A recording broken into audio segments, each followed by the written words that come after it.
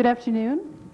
My name is Barbara Kustra, and I'm a member of the Missoula Arts and Humanities Coalition, as well as director of the Missoula Cultural Council, and I'm pleased to be here today with the coalition hosting today's school board candidate forum.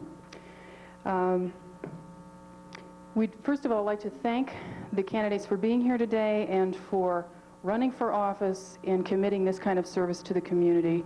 We laud you for that right off the bat. It's vitally important and we appreciate it. I'd like now for folks from the Missoula Arts and Humanities Coalition to please approach the mic and introduce themselves, and then we'll continue with the questioning. I'm Maura Payne. I represent the Missoula Symphony Association. I'm Laura Millen, Director of the Art Museum of Missoula. I'm Greg Johnson, the Artistic Director of the Montana Repertory Theater, the theater in residence at the University of Montana School of Fine Arts. I'm Cinda Holt. I'm the Development Director for the Missoula Children's Theater. I'm Jim Eversole. I'm a composer. Okay, thank you very much. All right, we have today 5 questions that the coalition has put together. They may differ slightly from questions that were submitted to the candidates heretofore because we have a changing reality around us, but basically they're essentially the same, and we've added a couple as well for your information there, and then we'll open it up to public questions after that. So I believe Maura had the first question from the coalition.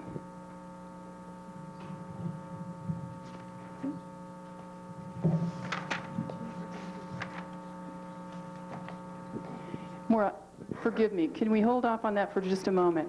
I've overlooked an essential element.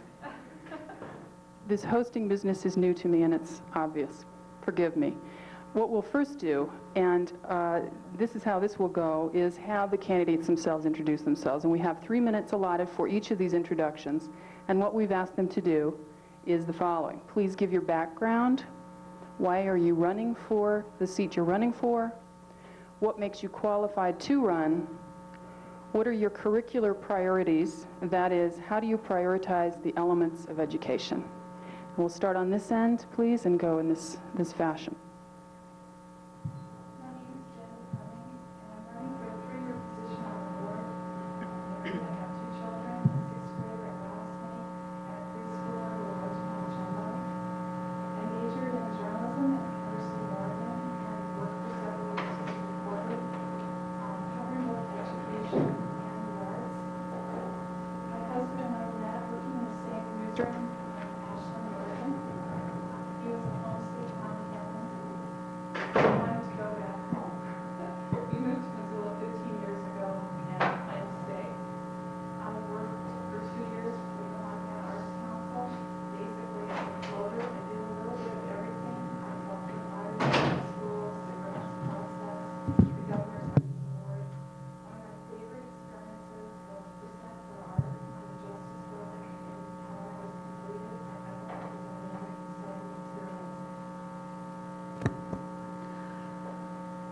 My involvement with Missoula schools began innocently enough by helping in the classroom. From there, I found myself serving 2 years as a PTA president and learning about site-based management. I currently serve on the District Gifted Education Advisory Committee. As to qualities that might make me a valuable board member, my experience as a reporter and my natural tendency to inform myself about the issues would be an asset. I'm in the habit of questioning information and digging deeper. I listen, do careful research, and try to make informed decisions.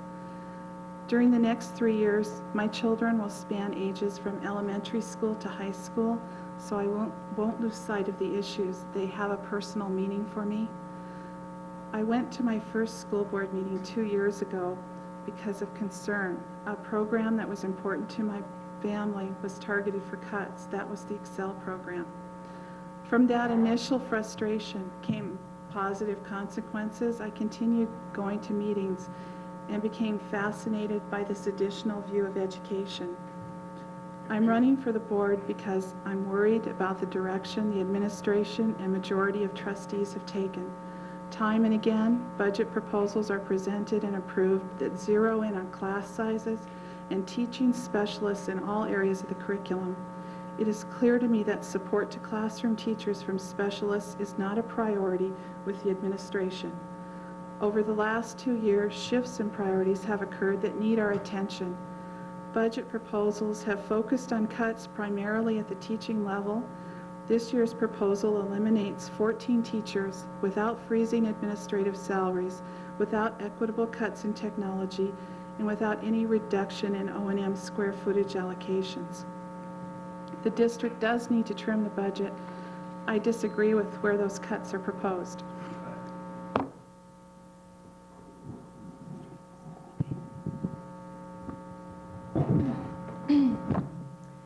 My name is Shawn Gant, and I'm married. I have 3 children in my family. One is a junior in high school at Hellgate. One is a 7th grader at Sussex School, and I have another child who's in kindergarten at Roosevelt School. I have a master's degree in creative writing from the university here, and my undergraduate degree is in English from the University of South Dakota. I'm a certified teacher, 5 through 12 language arts, and I've always been interested in curriculum development and have written curriculums. I've helped parents start parent co-op schools, and I worked as an administrator in Bozeman for 2 years at a high school. So I'm back in town, and luckily enough, I found a job at Loyola Sacred Heart, and I'm teaching high school there now, English. And I'm also concerned about priorities for the budget. I think it's more important to look at student-teacher ratio and quality, and looking at quality education than, say, spending more money on computers, and when that seems to be pretty adequate right now. Why I would be good on the school board. I'm also a careful decision maker, but I have a dry mouth. And I'm really interested in giving back to my community. I've always been a volunteer in Missoula. Lived here 13 years before I moved to Bozeman, and then am here now. So along with starting the Second Wind reading series in town years ago, and volunteering at Planned Parenthood and the Crisis Center, I've also been a volunteer at MCAT and board member there. So I have a real varied experience, I guess, in schools and also in the community. And I'd like to represent folks on the school board.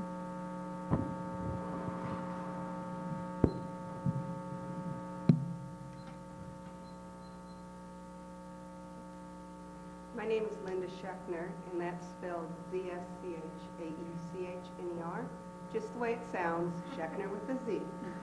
I'm a candidate for the 2-year term on the school board, and I have 2 children in the district, a 5th grader at Prescott School and a 7th grader at Rattlesnake. I've been an active volunteer in the schools. I've helped in the classroom, coordinated noontime enrichment activities such as chess club and creative problem solving. I serve on the site-based management team and am an Odyssey of the Mind school coach coordinator as well as an OM team coach. I have a degree in urban planning, and I have more than 8 years experience as a budget analyst in both the public and private sectors. I also have public sector contract negotiations experience. I could say I was running in order to get a comfortable seat at the board meetings, but I'm really running to make a difference for our students. I've been addressing the board for a couple years, and I'm concerned about where our education is headed. I'd like to share what I feel are some of the major concerns facing our school district. First, financial. We need to ensure that the existing dollars are wisely spent, seek adjustments to the school funding laws at the state level, and pursue alternative funding sources such as grants, foundations, donations, volunteerships, and sponsorships. Second, I'm concerned with educating and addressing the needs of the whole student. I feel we need to recognize fine arts as an integral part of core curriculum. We need to recognize multimedia as a tool. We need to retain teaching specialists who provide the regular classroom teachers with expertise and instructional support. We need to explore alternative learning methods and maintain reasonable class sizes. We need to update and improve academic standards so our students can be competitive in today's world. Third, I think the public perception and relations, I think there seems to be an element of mistrust and misunderstanding in the community towards the administration and the school board. We need to build that trust and understanding through openness and public awareness coverage of the things we are doing. To conclude, I'd like to move back to the more serious side, the language lesson, or Phonetics 101. Remember that Schechner with a Z, or as the superintendent's office described it, the one with all the consonants in the name.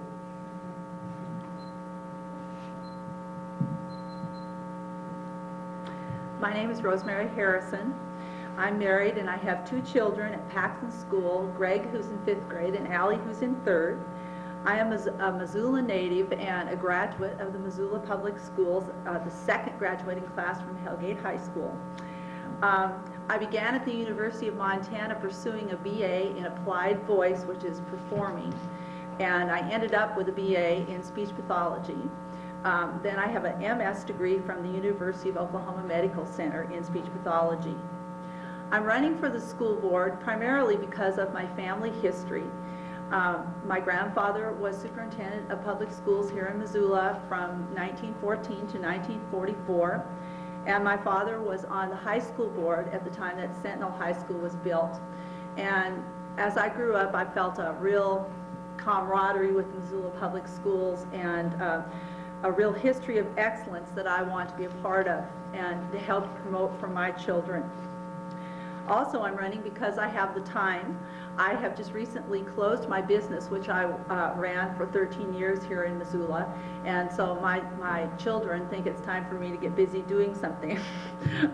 I am qualified for the school board because I have extensive public school experience. I've worked as a public school speech pathologist in Greenville, South Carolina, and in Billings, Montana. After 1 year in Billings, I became the director of speech and hearing services and was the administrator over 18 speech and language pathologists there from K to 8, or from K to 12. Through my private practice here in Missoula, I've contracted with the Missoula Area Special Ed Co-op and served schools in the outlying areas including Superior, St. Regis, Alberton, Dixon, Lolo, St. Ignatius, R. Lee, and the Two Eagle River School. In addition to that, I have been the director of a speech pathology recruitment program for the state through the Office of Public Instruction, and am familiar with especially the special ed part of OPI. In addition to that, I'm the former president of the Montana Speech and Hearing Association, and I've had extensive lobbying experience before the Montana State Legislature. I have been the recipient of the Fine Arts program in Missoula. I was discovered as a singer in 8th grade by Jim Cole and had the opportunity to be a member of the All-City Choir. I then went on into high school, became a member of the Chevaliers, the first Chevaliers at Hellgate High School, and I was a member of that for 3 years. I was in All-State Choir, All-Northwest Choir, and got a voice scholarship to the University of Montana and pursued that. I believe that the fine arts element of the Missoula Public Schools is something that sets Missoula apart from other school districts in the state, and I consider it very important.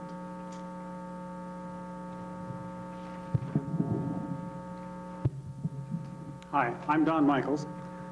I'm 60 years old and all my kids are grown, launched and sailing away, so I don't have any particular axis to grind about at the level of myself. I'm a geologist by training, and for the last 11 years I've been a private consultant working for myself in earth sciences, and I've lived in Missoula for 6 years. The things that, well, I've got the time to devote. I'm not an acquisitive kind of a person, and though I'm not wealthy enough to retire, I still need to keep the thing going, but a quarter of my time is all I need to sell. And so I do have the time to spend with the school board.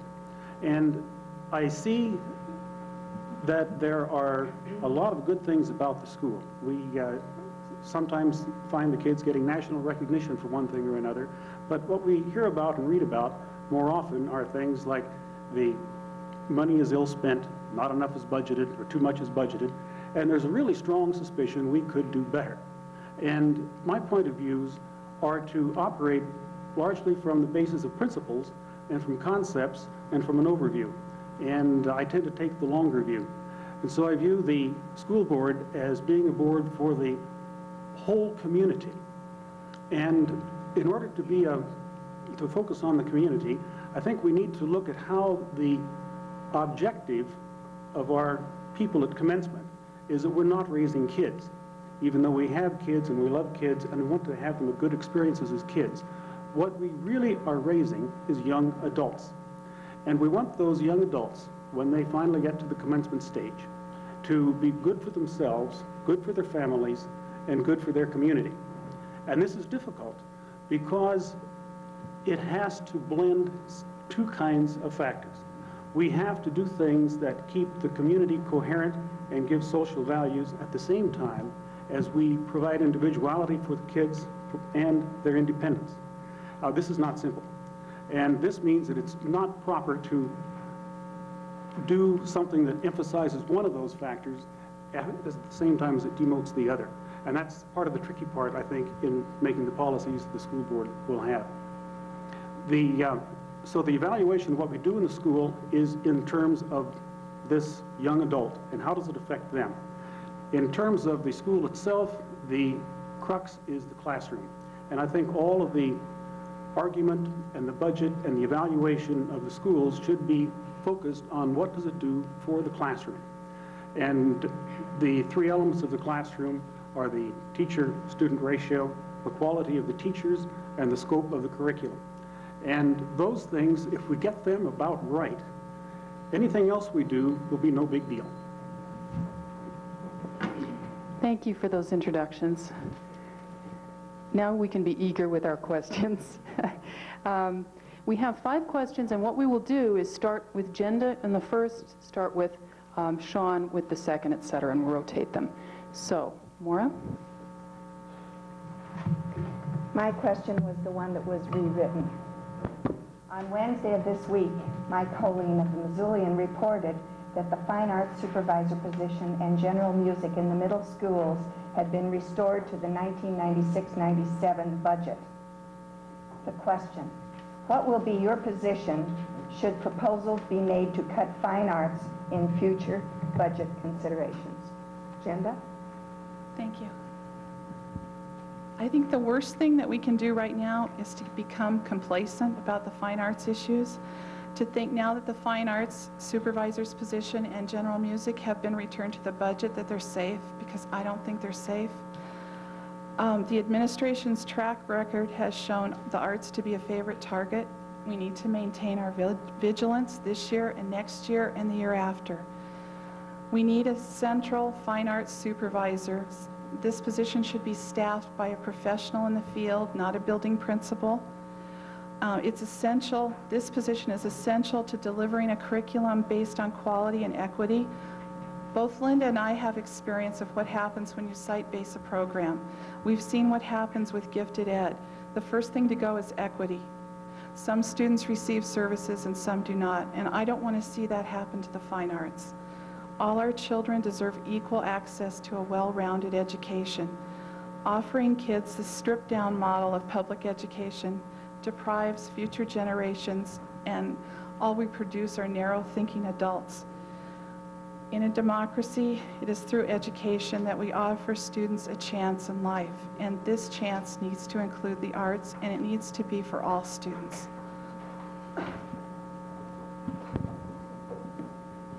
I agree with what Jenda's saying, and I might stress that that's a preliminary budget that was okayed, and the whole issue is not over. And I also believe that cuts should never target one specific program, that in a crisis situation or when funds are low, then we should look in every place where we can find duplication of services or waste or padding in a budget, and we should never try and dismantle a program from the top down, the way I saw it beginning to happen with the fine arts program.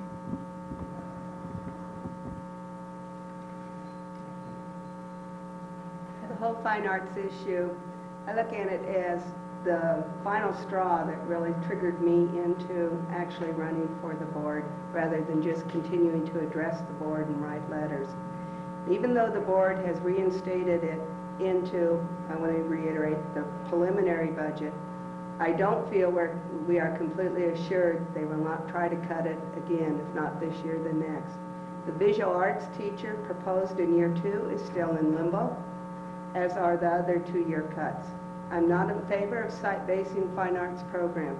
Central coordination is one key to its success. We have experienced the effect of site-basing, like Jim just said, on the gifted and talented program, and I don't want to see that happen to fine arts.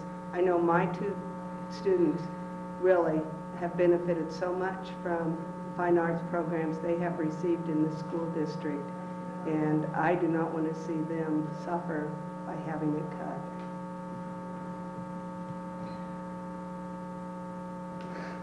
I think that the fine arts program in Missoula is, as I said, a reflection of the values of the community and something that has always been in place in Missoula and has continued to grow in excellence over the years.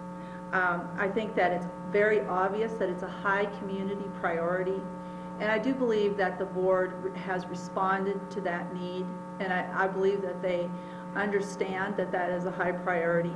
And I would definitely be in favor of continuing fine arts in every aspect. I think I'm very glad that they're looking at a K-12 fine arts supervisor, because I think that you really need continuity throughout the curriculum to make it a truly excellent program. And so I feel that I would be a fine arts supporter, although in all budget times, everything comes under scrutiny.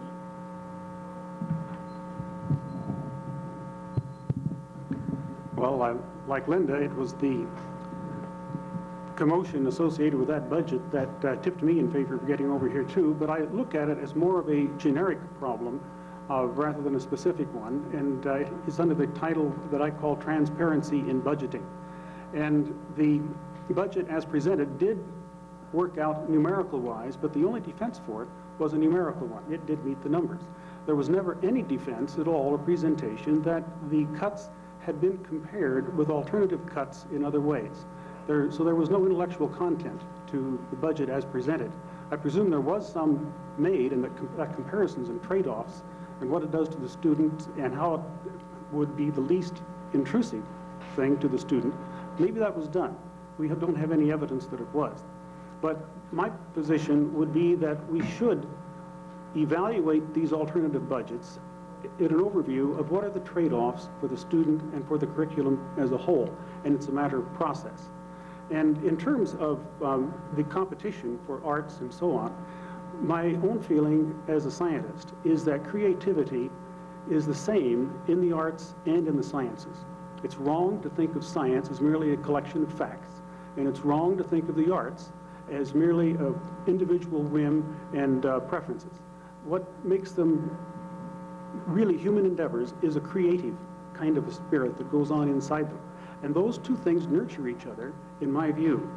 And there is no conflict, in my view, between the arts and the sciences, because at the root, the part of humanity that drives the quality, the sense of quality of humans towards something is the same in the arts and the sciences. Thank you. Our next question will be asked by me, and it's a two-pronged question. What specific techniques would you use to improve communications between the school board and teachers and the school board and the public?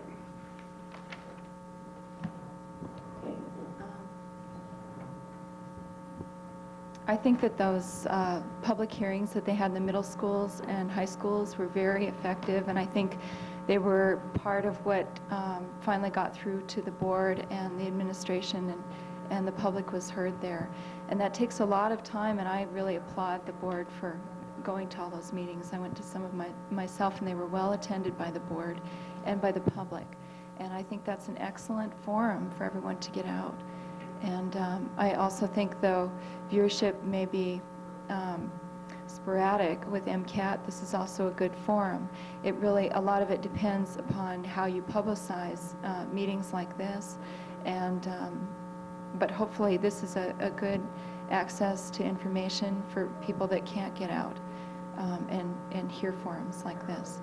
So those are two specific ways to improving communication.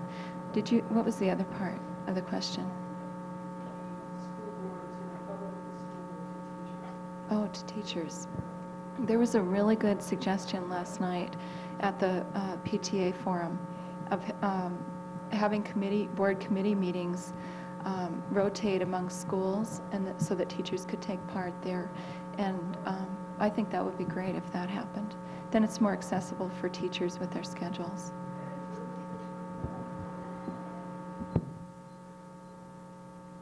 I want to thank Sean for liking my suggestion last night.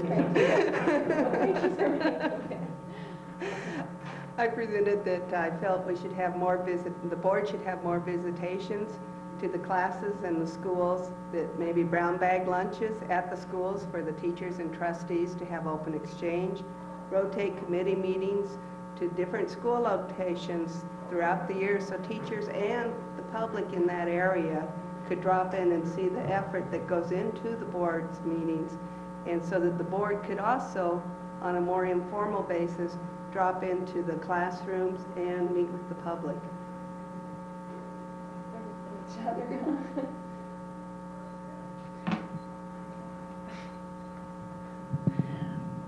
As far as improving the relationship between the board and the teachers, I think that the board needs to have a ready, open-door policy for the teachers to encourage them to come in and talk about their concerns and to be ready to listen to what they have to say. I think that the board should be active trustees, visiting schools and classrooms as often as possible. I also think that it's important for board members to commit to being a board member. I think that we ask teachers to commit everything to being a teacher. And I think if you're going to be a board member, then they should expect that we would commit the same to being a board member, to be at meetings, committee meetings, and so forth. And I also think that we need to express to teachers the value that they have, that we consider that they are worth the dollars that we are paying them, that we stand behind them because of who they are and what they do for our children. And I think that the board needs to communicate that on an ongoing basis to the teachers. As far as being accessible to the public, again, I think we need to be good listeners. I think these public forums have been excellent recently. I think that we need to be visible, taking opportunities to be on TV, MCAT, the radio, whenever possible, and to be sensitive to the needs of the community through such things as the public forums.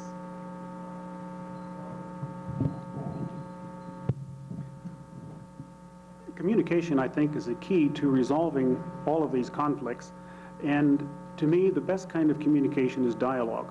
The second best is to read those things that have been written and edited in a thoughtful way. We seem not to have very much dialogue in the board meetings. The people will get up and read something and then sit down, and no response from the board, or little response, and then someone else will get up and say the same thing. And pretty soon the hours have dragged by and nobody knows what anybody thinks. So I would propose to have a little different format, and that is one of dialogue. When someone has the fortitude and the interest to stand up, then let them speak with the school board, not at the school board. And for the school board people to participate, to inquire about what the facts are, the perception of the facts. Some sentences are not exactly clear, so let's have a dialogue to clarify that. And I think that with that dialogue will come an understanding of where the person is coming from, and they will acquire an understanding of the issues that the school board has to deal with and their philosophy for dealing with them. And it's through that dialogue and understanding that I think trust can be built. And when I look at the attitudes of people about the school board, out in the public, there is a large measure of what I can only call somewhere between skepticism and distrust.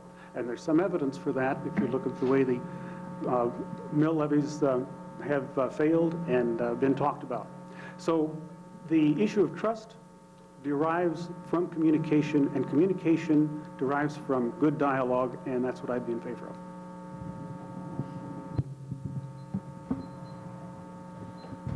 I do agree with what Donna said about dialogue. I've been there before, standing in front of the board, saying something that was very difficult for me to stand up and say, and it's hard to be met with silence. I think the public does need accessibility to their board members and good manners from their board members. Addressing the board isn't done lightly, and speakers deserve to be treated with and listened with respect. It's very frustrating to come and pour out your heart and think no one's listening and it's not going to make any difference. Parents who come and advocate for their children don't need to be labeled as a special interest group, because that's what they're supposed to be doing, advocating for their children and for all the children. As far as board, teacher communication, and I mentioned it last night, that I would like to see board members visit the school on a more informal basis without administrators present, not because they're not good people, but because I do think it changes the dynamics of the dialogue. I think it's important for teachers to be able to vent their frustrations and bring their insights to trustees on an informal basis. Thank you.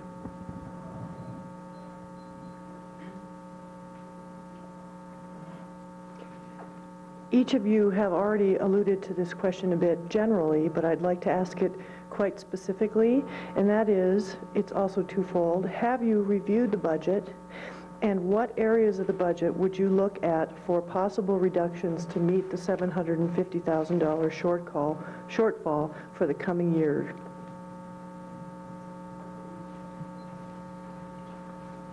Since we face a time of resource scarcity, I feel the short-term reality of equalizing the burden of cuts across the board best serves our students and community.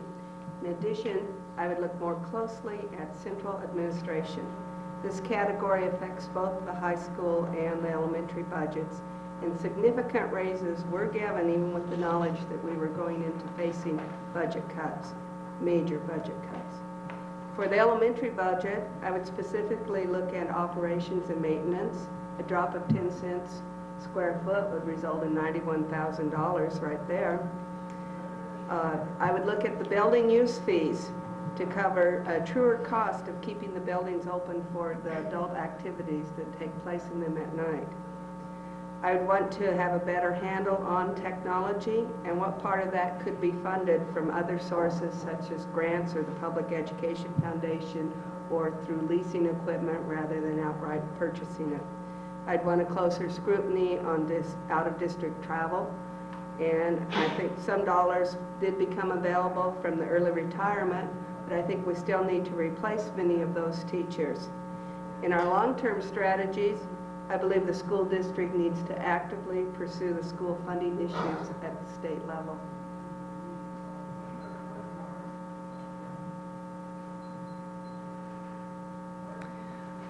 I'm feeling like we need to change our focus to better utilization of the funds that we have.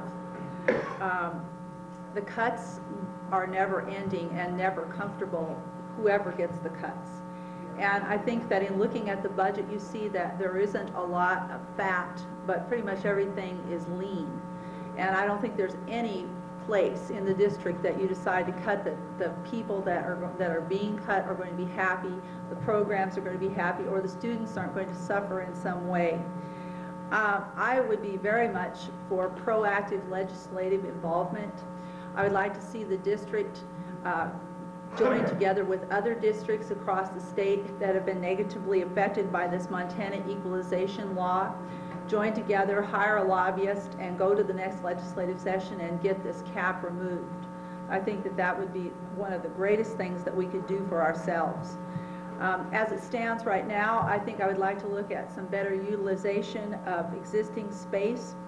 There is some word that the city and county are looking at office needs and interested in leasing office space, and if there was anything available, that could be an income source for the district. I think that you can always pursue combining positions and services. Contracting options are oftentimes cheaper in some kinds of positions that are able to be contracted than hiring directly. And I would also be willing to look at things like technology and out-of-district travel, realizing that I don't know the full implications of those things at this time, but I think pretty much everything is up to be looked at.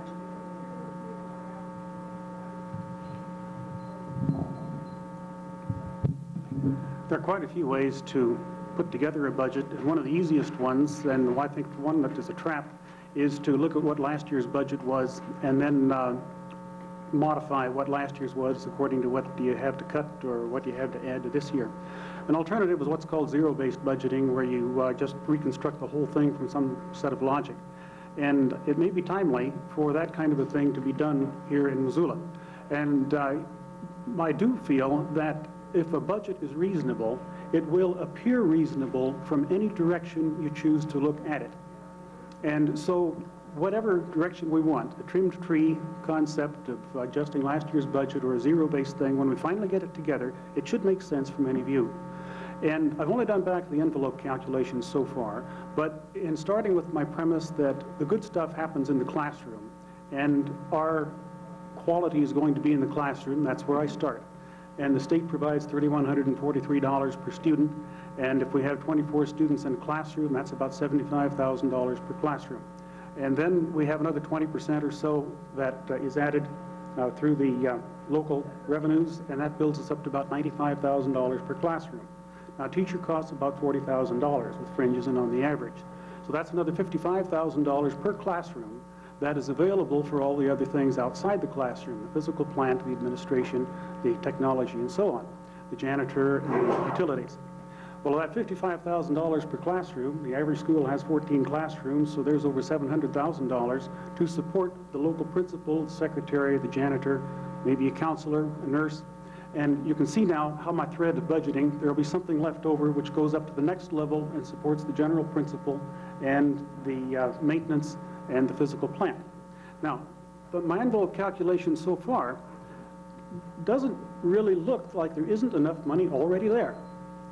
So I think that I just proceed in this direction on budget, starting with the classroom, make sure we get it right there, and then fill in the rest as we need it with technology. And with technology, teachers need to get updating on their skills, and so the out-of-district travel fits on this technology development. And so we have to look at how that interacts, because that fits directly into the classroom.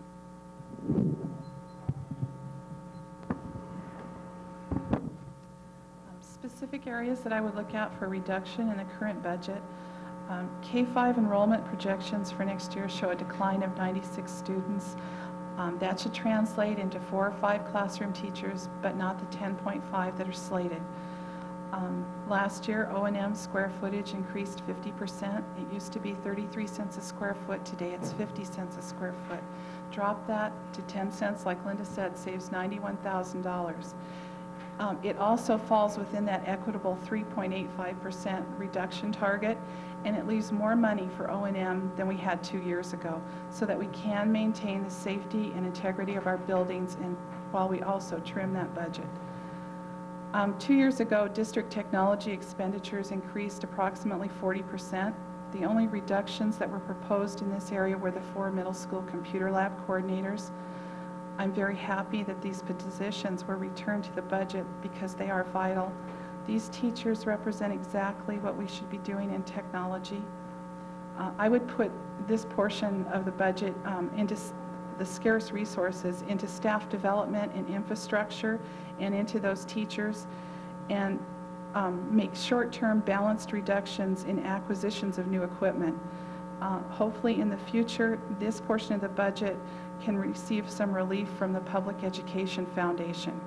I'd also freeze administrative salaries, reduce out-of-district travel, and applaud the board for their early retirement incentive.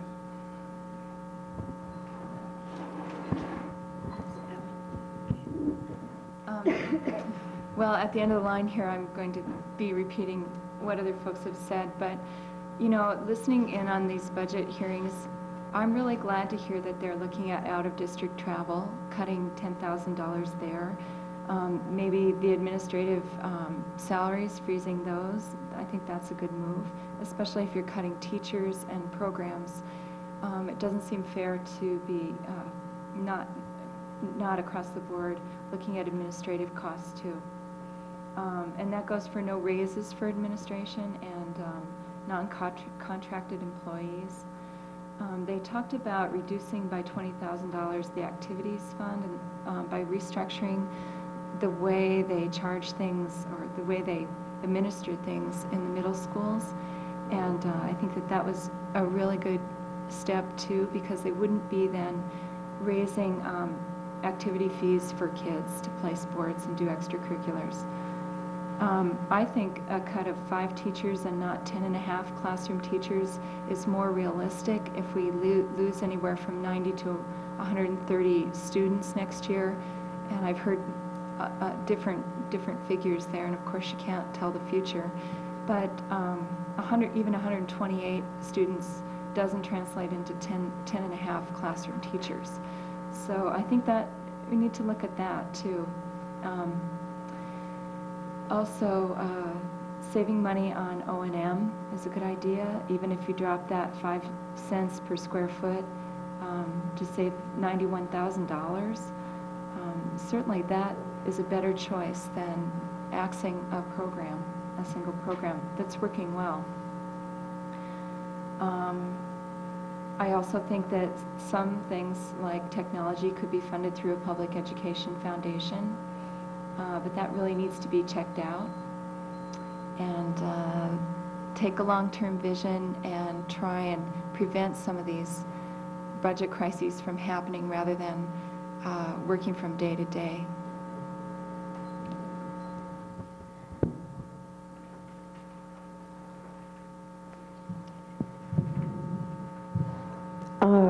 I have a concern for the quality of arts education in our schools. It's been frustrating to me to address the budget crisis because it really is crisis management instead of looking at qualitative education, instead of looking at linking the schools with the cultural community in creative ways, etc. So I'd like to know what each of you would bring to the board in terms of art education, what you might offer in terms of perspective in building on the quality of arts education in the schools.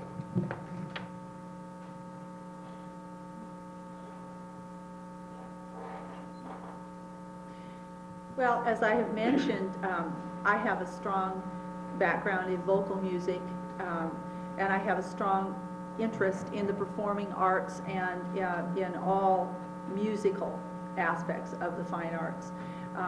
My children are particularly interested. I have one interested in band and one interested in visual arts. So that's something that is a big concern in our family.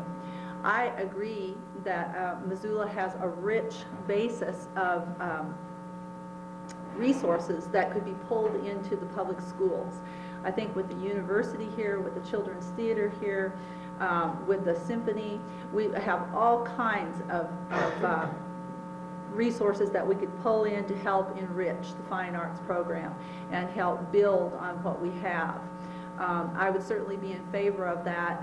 I'm definitely in favor of community and school partnerships and think that that's something that we can pursue. And I think that the idea of having a K-12 fine arts coordinator would make that possible. I think that with someone that had the entire perspective of the district, then you would be able to pull in programs and make those partnerships really work. My forte is in the sciences, not in the arts. But when I was younger, I did play the trumpet, and I played it in dance bands, and for a while I even thought, well, maybe I'll go professional, but when I looked at it, I wasn't that good. And I've tried painting, and the oils fascinate me, but I'm not a good drawer. And so I haven't pursued that. So the sciences I'm good at. But I do have a great empathy for the arts. I've got a few art things around my house. Like I said, I think the creativity in the arts and the sciences is the same. And so I have great empathy for the artistic point of view. I would let the people who are artists get involved with the working of the art at the classroom level, and I would give them the support that they needed, because I see how the artistic effort fits in with the science effort, which is part of overall rounding the people, and it's that rounding we're really after.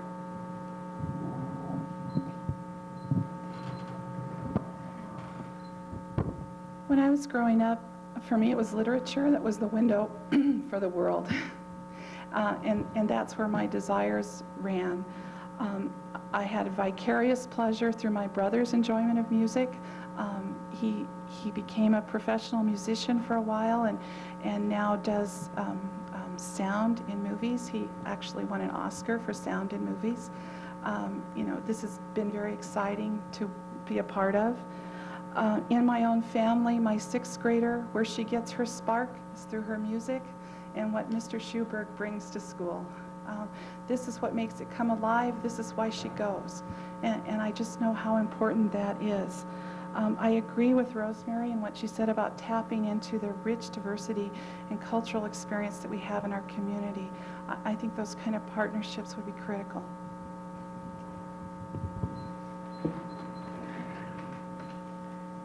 I also think that we need to find creative ways to strengthen the arts curriculum, and there's some collaborative things that are already going on with the fifth graders every year at the Art Museum, and there are plenty of things already happening, but we have to think creatively too to solve problems, and I think we can look to other organizations for models for that.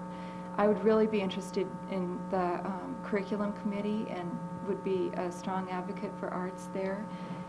I think that having a K-12 math curriculum and then the fine arts coordinators, that's going to satisfy a goal of the school unification, but it's also going to create some continuity through the grades, and I think that's going to make the program stronger.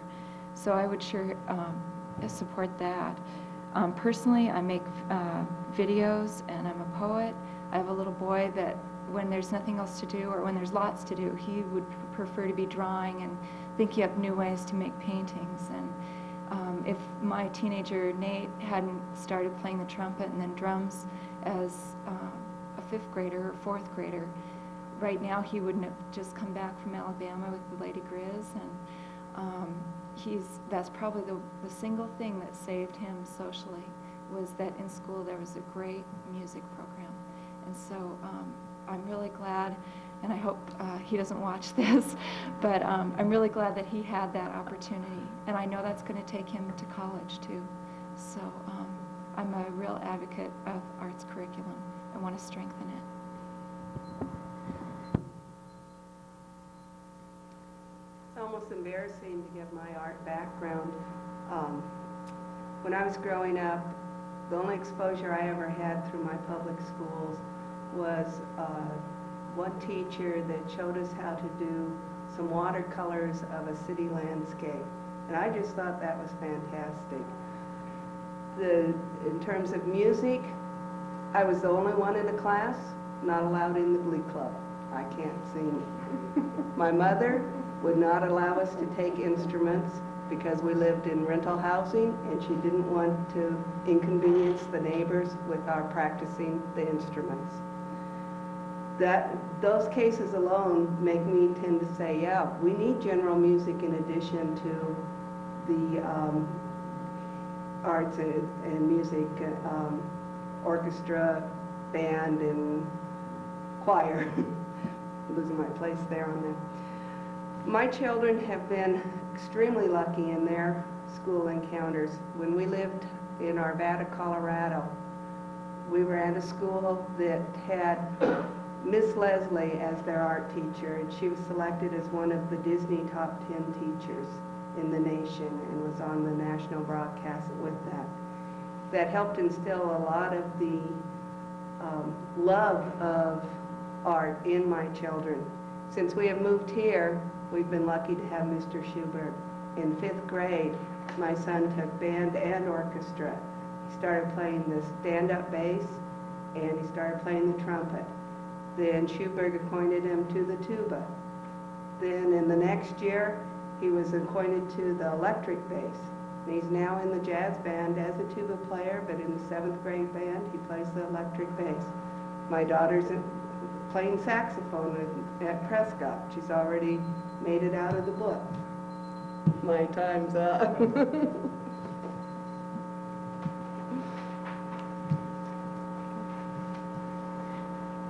I'd like to ask a follow-up question.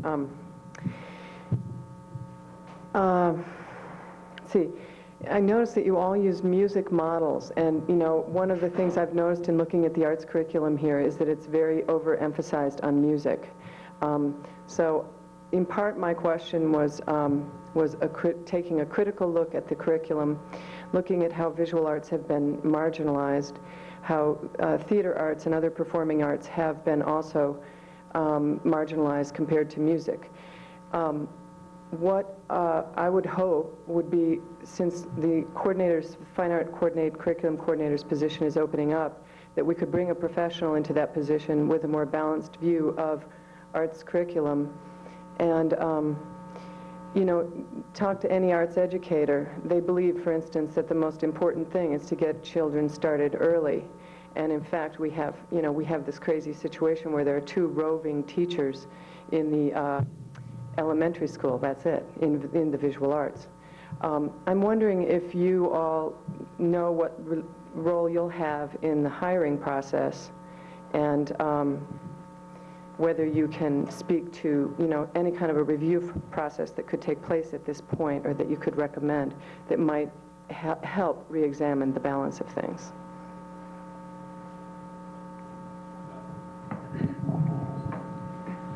It's my understanding that at the school board level, we'll be responsible for making sure the curriculum is properly constructed and balanced.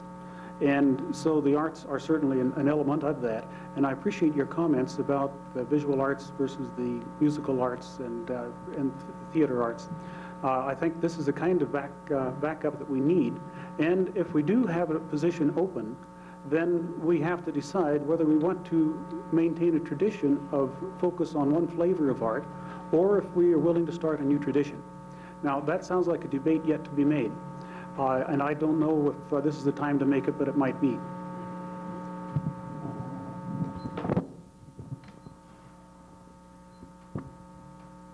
You're right about your comments about the music curriculum and the long-time focus that the district has had on that. I've heard people say, I think the common comment is that we have a Cadillac of a music program and not much else.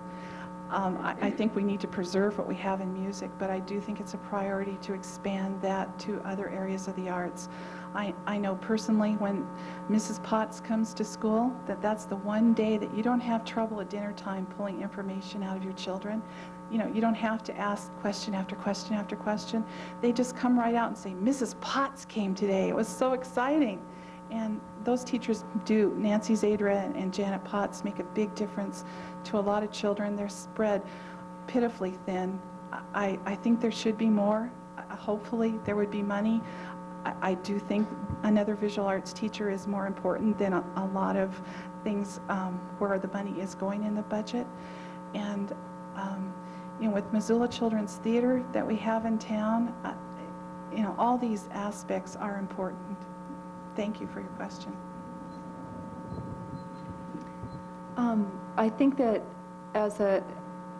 typically board members are on the personnel committee, and then they hire administrators and evaluate them, so that fine arts position might be a real critical place to put your energy, or our energy, especially if there hasn't been a balance.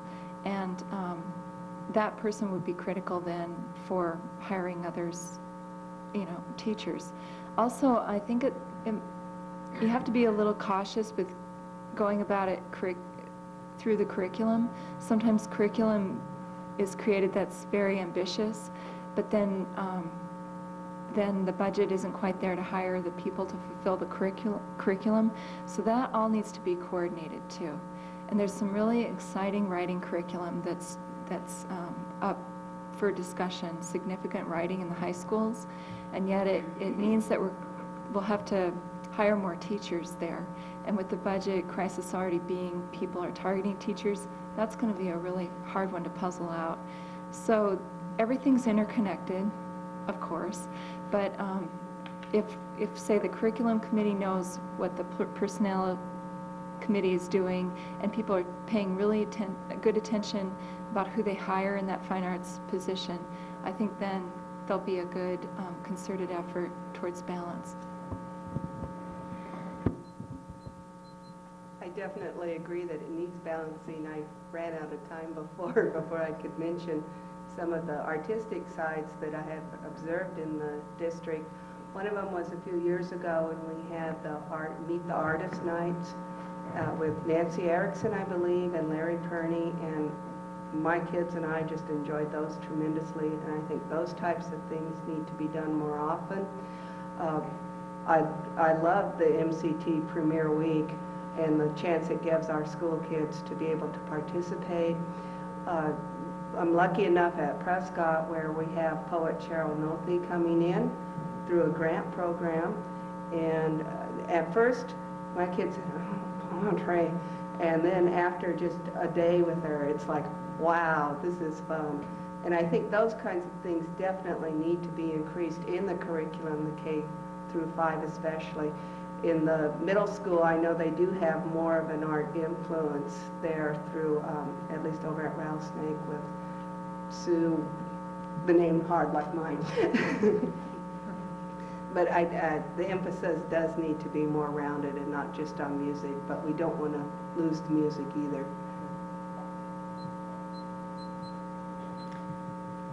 I would agree that a well-rounded approach is what you're wanting. And this seems like an excellent opportunity for the fine arts community in Missoula to get involved. I would say that if there is going to be a K-12 position open up, then the school board will have to define a new job description for that position. And I would think that this would be an excellent time for you people to get organized, go to the school board, give your input, send letters, tell them what you would like to see in that job description, and get very involved in the definition of that position. And I think that would make all the difference in who would be hired. I think this is the last question. How do you understand community values? Jenda.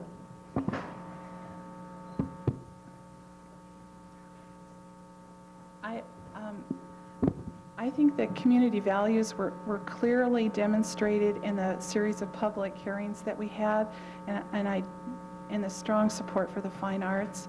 And I do think the trustees need to weigh their views and take their constituencies' views into consideration. I think community values do need to be represented in our core curriculum. I do think the arts are part of the core. I think that the public has a voice through the board, and this voice is critical. And the fewer barriers we have between the publics being able to come and speak to the board and the board being able to listen to digest that information is important. The board also, besides weighing community values, also needs to provide balance and leadership. I think the board members serve as advocates for programs that don't have advocates, programs that aren't popular, and those need to be weighed in budget decisions. For an example of this would be at Lowell School, where a disproportionate number of teaching cuts are scheduled. I think that population doesn't have a voice, and the board members need to weigh the views of their constituency with the needs of all the children. But I do agree that the fine arts have been demonstrated to be as basic a value, a community value as Missoula has.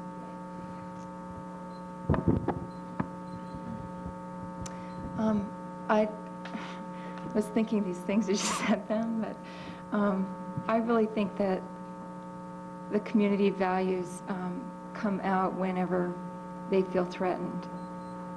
And sometimes things feel a little bit unbalanced, you know. The squeaky wheel gets the grease, happens. And I also think that in a representative democracy, then everybody needs to be educated equally and with a quality education. And so in order for everybody to be able to express what they want and their values, they need to have the education for that. So I kind of lost my train of thought, I'm sorry. But folks on the school board or on the city council need to be leaders and need to say, point out things when they need to come up, but also everybody needs to be educated so that they can express what's important to them. And that would make a strong community.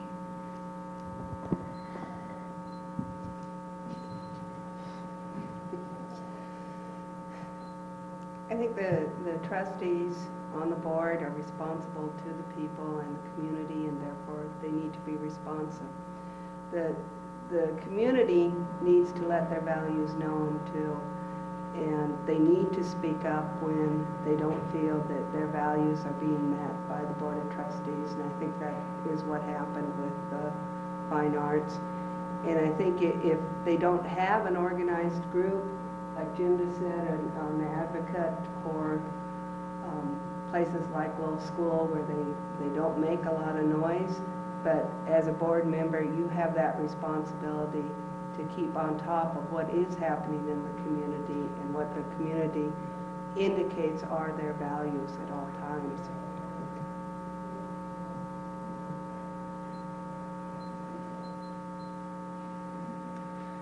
I think that the area of community values is a very difficult area, and I think it's often defined by who speaks the loudest and the longest.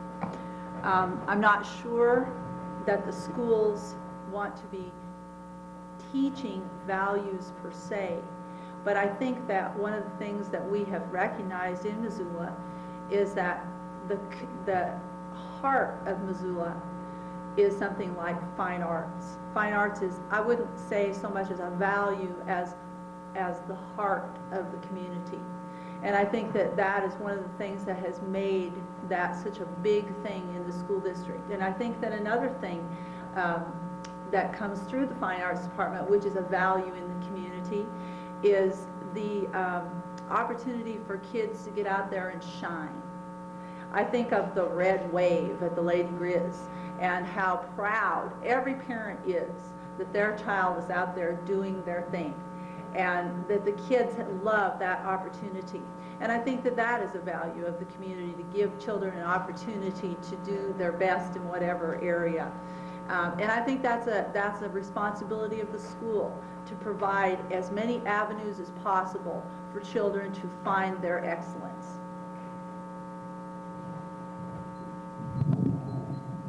This is a place where I think we need a little dialogue before I can answer your question without making an assumption I'm not willing to make. And values is a little bit like love. It means a whole lot of different things in the English language. And so I'm puzzled. Do you mean values morals? Do you mean values preferences? Do you mean values opinions? Or do you mean values opportunities? Because the answer, they're related, but the focus would be different. That's a hard. I understand this is a very difficult question to answer, and it's sort of in a way ambiguous. That's why I like to break it into pieces. Yeah. Thank you. In response to that, I would say, in general, once again, I'm coming back to a general. You're wanting to be specific.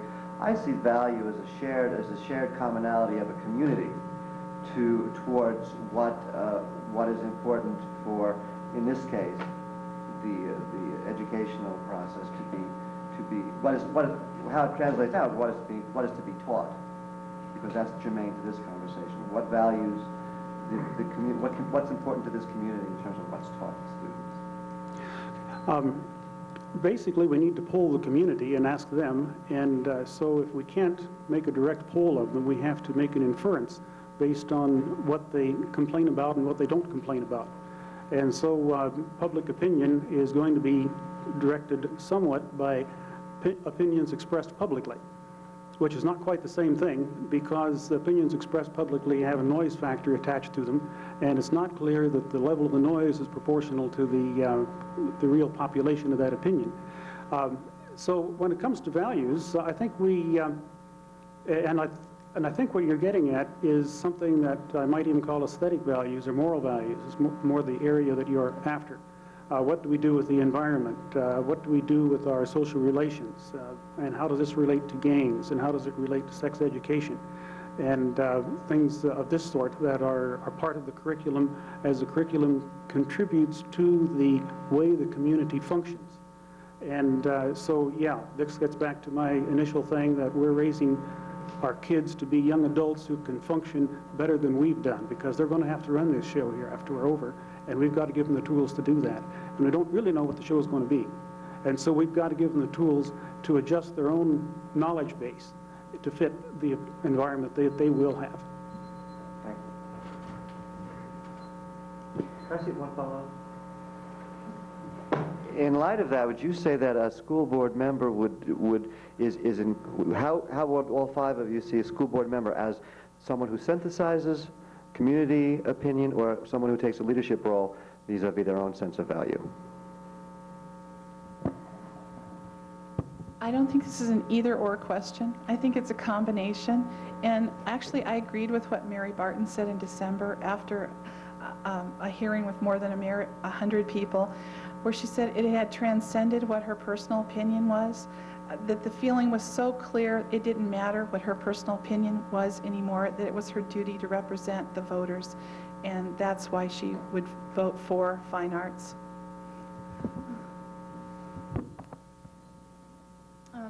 I think it's more of a synthesizing process, and I also think that's mainly what we should be teaching our kids, is those higher thinking skills.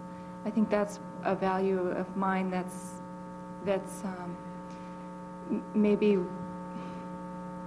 probably the most important thing to teach kids. How to think creatively, how to analyze information, how to synthesize things and make decisions. And so that's probably my way of doing things, to listen, make good decisions based on good information. I would agree with that it's a synthesizing, but if you can't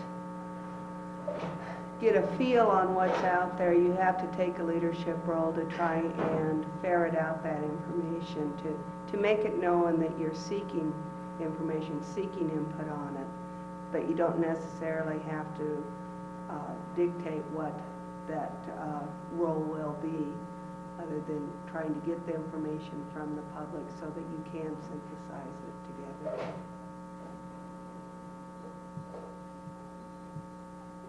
I would agree that this is a representative board, and I think that it's very important to poll public opinion, and I think it's a duty of a board member to very thoughtfully consider what the public holds as important. And I think that you certainly do have your own opinions, but oftentimes those are changed after you listen to what the public says. And I think that that ends up ultimately being the role of the board member, is to listen, put it all together, and make a decision based on what you've heard. Well, basically, our country is one of a representative democracy, and so the opinion of the majority always has to hold a very great weight. But part of the business of being a republic is that the majority agrees to protect the rights of the minority. And these are kind of short-term questions. And the things that the board has to do extend in time. The policies that they set up, the careers that they get started, these extend over quite a lot of time. And so we have to blend in a time factor with our judgment with what the current public opinion might be, if we can even discern it. And so it is a blending. But it's a more complex blending than just my own preferences and beliefs and mistakes compared to whatever the public has. There's a time factor in here, and there's a moral factor that has to be put together. Okay, at this time we invite questions from the rest of the audience. If you'd step up to the mic. My question does not relate to the arts. It relates to the mill levy. On April 2nd, we face a mill levy at the secondary level. And at this time, the preliminary budget for the high school proposes cuts in staff. The Alternative Learning Center, advanced classes in math, science, third and fourth year language classes. These are the areas where the proposed cuts would come would the mill levy fail. Part of what's driving this is a philosophy that has been before the board for quite some time, saying that salaries and benefits cannot be greater than 80%. And the budget's based on an 80.68, I believe, percent of salary and benefits, and everything else is makes up the rest of the budget. If the levy were to fail and you were sitting on the board and facing the decision of what to do with the high school budget, considering the 80% philosophy versus cuts in teaching staff, how would you make that decision and what would you say?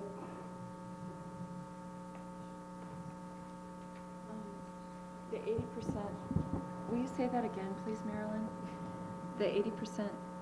It's a budget philosophy that the board has been working with for the last 2 years, and salaries and benefits, according to this philosophy, shouldn't be greater than 80% of the budget. Okay. And operation maintenance, purchase of technology, all of that would make up the remainder of the 80%. Okay, thanks. I'm with you now. Well, I don't think it's particularly fair to go to the teachers and say, at a negotiation meeting next year, say, look, we're already made a decision, our policy is only 80%, now will you enter into negotiations with us on your contracts? I don't think that that's a wise position to start out negotiating contracts with. And that kind of rigid policy doesn't give any room for play either. I think you have to take things more with real numbers than percentages.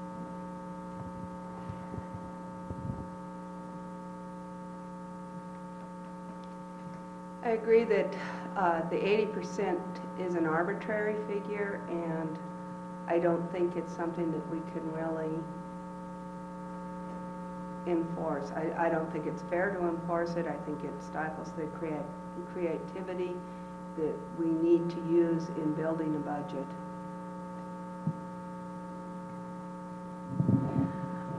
I would agree that it's a mistake to lock into the 80%. I had talked to several members of the high school board who said that Mary Wagner was recommending that they do not stick to the 80%, that they look at that flexibly. Rosie's making a face saying that's not true. Very well, that was what they were just telling me this week, but I don't know. I believe that the budget must have flexibility and go according to the needs as the needs arise. Well, I wish I knew enough detail that I could slam the gavel down and say this is where I'm coming on it, but I don't know what any of the facts about the high school budget, and so all of my comments here are based on principle, not on knowledge. If we look at the concept of putting some money or limiting the amount for teachers, it does seem like there should be some relationship between the amount spent on teachers and the amount spent on facility. Now, what that ratio should be, I don't know. I'm not even sure that I know how to find it out, but we can probably come close. Now, somebody obviously thinks 80% is close, but I suspect that it's a fuzzy number, and it's really 80% is a reasonable guess. And what a really proper number is, maybe one side or the other of 80. And so my first thought is that, well, how badly are we breaking the 80 if we put out the kind of teacher salaries that you want? If we're only breaking it a little bit, then we're probably not too far from wrong in the first place, because the 80 wasn't necessarily right. If we're breaking it a lot, then I think the debate changes flavor. And until I begin to know the facts, I don't think I would know how to frame the argument.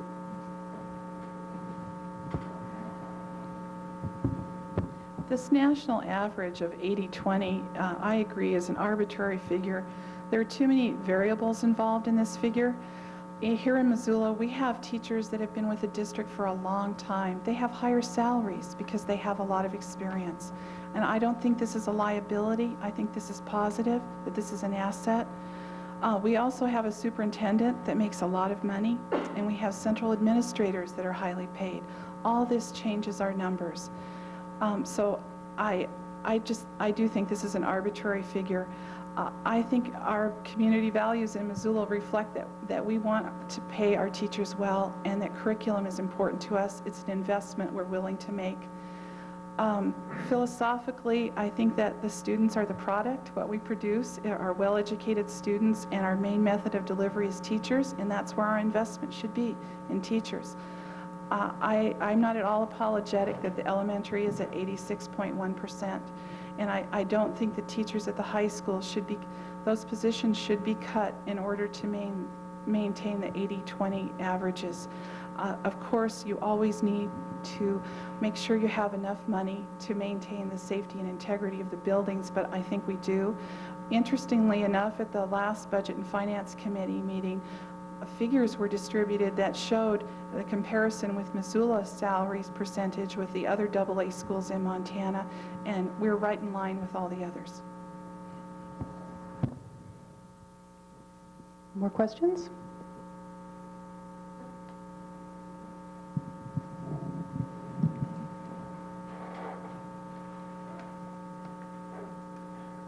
This question is a little more generic, but I think it's very relevant to what's happening with public education in our nation and certainly our state and in our own town today.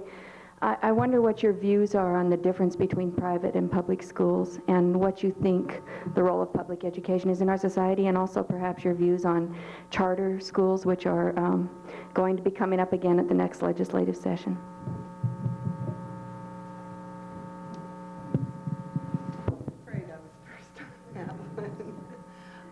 I'm not really familiar with the charter school concept. Public education is very important to me. I feel we need to support our public schools. Private schools, unfortunately, no, I'm just drawing a blank.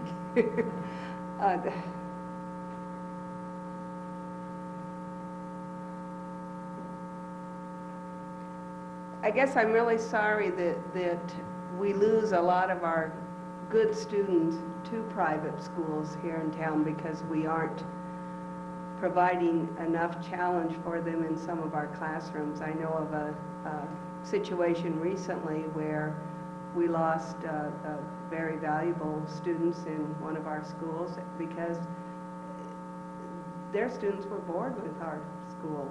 And I see a lot of this magnet school in the progressive or continuous learning model. I'm afraid we may lose some of those students if we don't start satisfying those alternative learning styles within our public school system. I think it's the right of every person in the United States to have a free public education that is provided in the best possible setting and is the highest quality that can be provided. I think that the trend toward private schools, there are many kinds of private schools coming up all over, and I believe that the voucher system is something that's coming up here in Montana, a big push for voucher system to be approved, which could heavily impact the public schools. The reason that I've heard people that are in private schools talk about that is because they're dissatisfied with the curriculum in the public schools, the teacher-student ratio, a variety of things that are going on in the public schools. They want to have the opportunity to teach their own direction, their own set of values as opposed to public values. And I think that it's a very controversial, encompassing issue that is on the horizon and something that's going to become bigger and bigger in the future as the push, and Montana is going to be one of the big places where the push for the voucher system is coming up. Well, in order for a democracy to work, the population has to be educated well enough that they can stand the issues and interested enough to make the vote. And it doesn't really make any difference how they get educated as long as they are. The promise of a democracy is that everybody be educated, and so if they can't afford the public, or the private rather, then the public has to be supported, and so the governmental support of the educational system is mandatory for the democracy to work. Now, those who want to go to private school can go there for either of two reasons. Now, the happy reason is if the private school provides them something that is not available or cannot be taught in the public schools. And they're drawn toward the private school for that, and it's a legitimate draw, and it's a way for them to develop their children the way they want. If instead they were going to the private schools because what the public schools offer is perceived as not adequate, then we have to take that as a barometer of how do we improve what the public schools offer. And if that's the defect, then it's up to the school board to say, okay, what is chasing these people away? How can we make a remedy? Now, the charter schools may be just a privatized version of the public school, which separates the responsibility of the selection of curriculum and so on away from a body like the school board here into some private business with a corporate leadership and some kind of a contract. I think that a contract like that, you have a chance to have good teachers, and it will certainly be economical, and you can keep it in budget. But it's not clear that you can put the community values into the curriculum in the way that it could be done through a board. So I think that the public school has a better access to the community values than the charter school would have. I think the private schools are a privileged and excellent part of the opportunities that we have, but as a public school people, we need to use the relative attendance between private and public as a barometer for how the public is doing. This private versus public debate is pretty much why I'm here, because I have a commitment to strong public schools. I'm here because I don't want to go to private schools for my children. I want the public schools to be excellent, and that's why I'm running for the board. As far as charter schools and vouchers, those things worry me. I think that we don't pay taxes because we have a child. I think that as a society we pay taxes because we've decided that it's critical to the well-being of our nation that all children are well educated, and that's why we pay taxes. And I'm also afraid that we're going to lose people if we're not flexible in teaching delivery methods to, for example, with the magnet school. I think it's important to be responsive to the desires of parents. We have almost 300 parents who've been surveyed by the 400 that have been surveyed by the district that are interested in having a continuous progress model. I would like to see the board seriously think about that because I don't want to lose those families to private school. I want that commitment to public schools. Well, I'm the product of public schools. I didn't go to kindergarten because there wasn't enough room, but all through getting my master's degree, I've been in state school and public schools, and I've had an excellent opportunity. Public schools matched my learning style. Everything was fine for me. I think it goes back to Jefferson's idea that to make our society work, everyone must be educated and be able to take part in our society. And they can't do that if they don't have a choice on how they're educated. And I think that's why there are private schools. And I hope that's possible to have a choice of, say, a magnet school in Missoula, because I think that would provide choices to different students and different learning styles. I think private schools are also incubators for different methods of teaching. Oftentimes, programs like Project Excel or experimental schools have the freedom to test ideas, educational models, and a lot of times those methods are then adopted in public schools. So I think that they also provide a service that's kind of an invisible service to public schools. I'm more interested in partnerships between private and public schools, and I always have been. And when I taught at a private school here in town, I was always teaming up with public schools and those teachers. We were always cooperating with shared lesson plans and field trips. And so I really don't like this opposition between public and private schools. I think they both have a place in our community, and they both do service. So the only thing I don't see is the middle road right now, the magnet school within the school system. I think that would provide a choice to families that don't want to pay taxes and tuition, but that's really a hardship, and yet that's the kind of education they need for their children is in a public school for one reason or another. So I think that would be a real benefit of a magnet school in Missoula.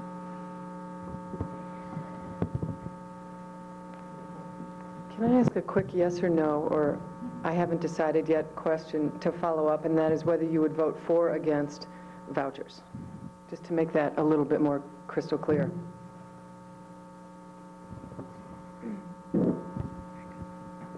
Rosemary? Oh, me? Oh. I'm sitting there staring into space, I'm sorry. You mean if it were on the ballot? If you had to vote today, yes, no, or undecided? I would probably be against it at this point. I see it in two ways, I'm sorry. But I think that in the long run, it's a bad idea. I would vote no. I'd vote no, too, on the vouchers. No. We have 3 minutes for a final question.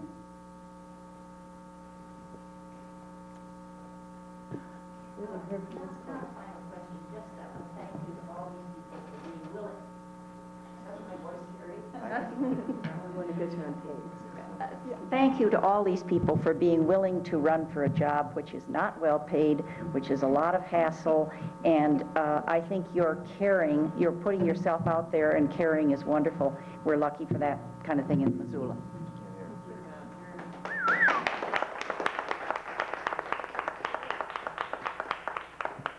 Thank you very much.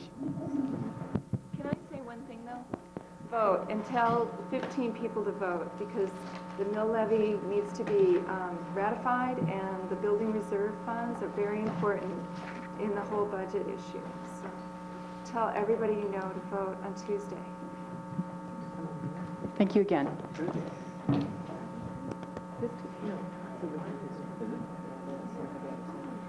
Oh, great. Where you go? I'm going to D.C. and New York. Mine. Yeah, it really started out just a vacation, but of course, business approaches. How can you go to New York and D.C. and not do business? Yeah. Well, I know a lot of people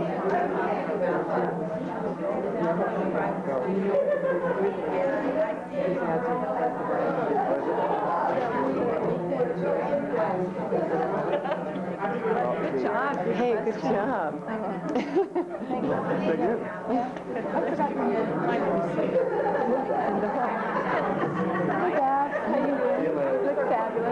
Oh, great. We'll join that. That's exactly the one. Great. Or Gary. The old Gary. yeah. That's my Niagara. Keep reusing them.